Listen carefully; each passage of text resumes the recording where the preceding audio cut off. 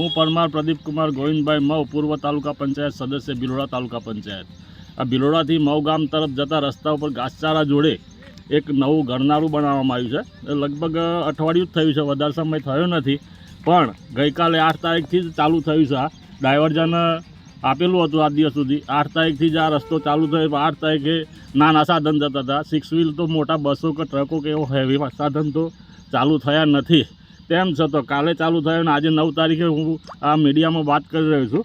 તો 9 તારીખે આવ્યા અમે સવારે, તો અહીંયા જોયું તો રોડ રસ્તો ઘરનારું બધું તૂટી ગયેલું છે. બિલકુલ છેલ્લી કક્ષાનું કામ કરવામાં આવ્યું છે.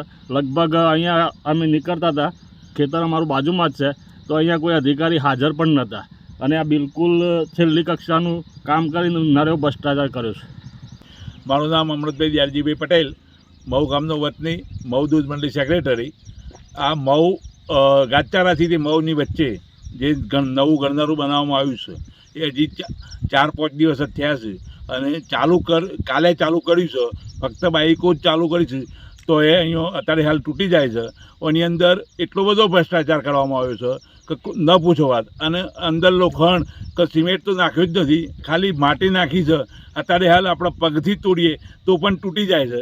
એ ટાઈપનું આ લોકોએ બનાવ્યું છે.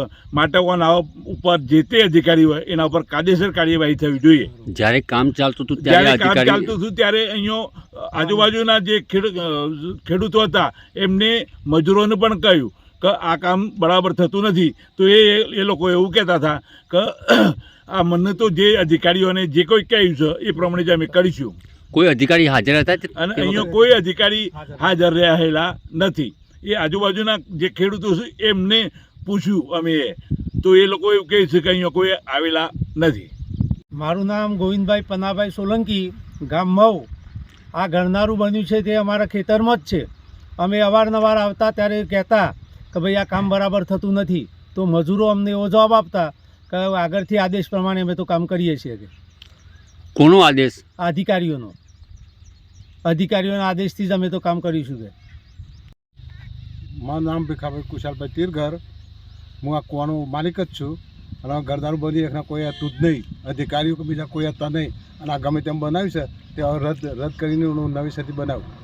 હળિયો કે કોઈ વસ્તુ વાપરી નથી, સિમેન્ટ નથી વાપરી, હાથે તેમને ઘડી પડે છે. અત્યારે આ જે જોખમ થાય એ જવાબદારી અધિકારીઓની.